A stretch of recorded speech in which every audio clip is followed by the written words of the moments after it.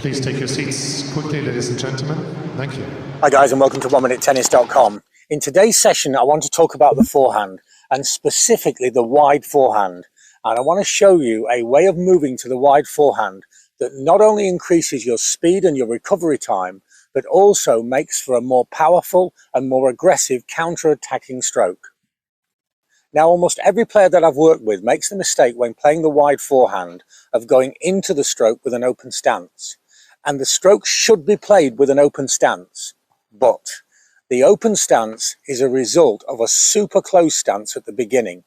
And if you can go from a super close to an open stance in your forehand, then not only do you recover better, but also your stroke will have more power, more height and weight, and naturally go cross court, which is the high percentage response, although it still gives you the option of going down the line when you want to try to go for the winner.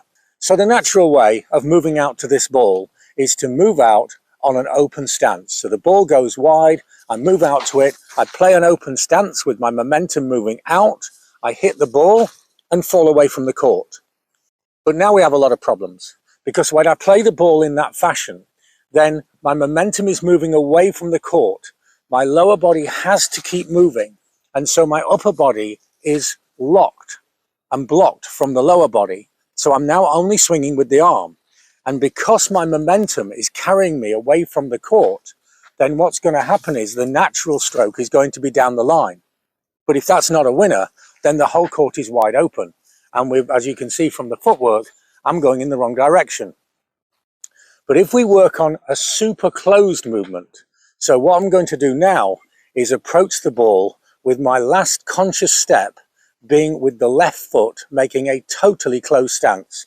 So I move out to the ball, I'm totally closed, I hit, pivot, and rotate back into the court. With this motion, now I'm not fighting my momentum, I'm using my momentum. The stroke will naturally go cross court, and I'll have to make a decision to go down the line. And as the body rotates through the stroke, I'm naturally going to create height and heavy topspin. This is a far more efficient way of moving out to wide balls. Training here is Andrew Hibble. He's an ITF veteran player, and what he's doing is working on converting closed to open stance on the wide ball.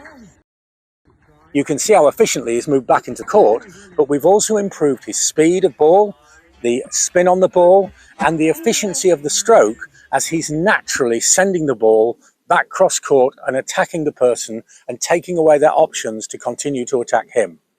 With this footwork pattern, you can make your opponents afraid to go wide on your forehand, because going wide is a bad strategy against you with this footwork. It's like bad business, high risk, low reward.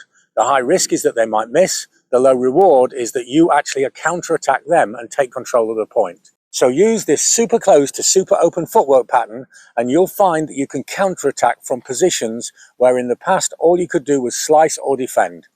I hope this makes sense. You know I like your feedback, and I'd love to know how this works in your game. It really is a fantastic way of appearing to be faster on the court and being way more aggressive from these defensive positions.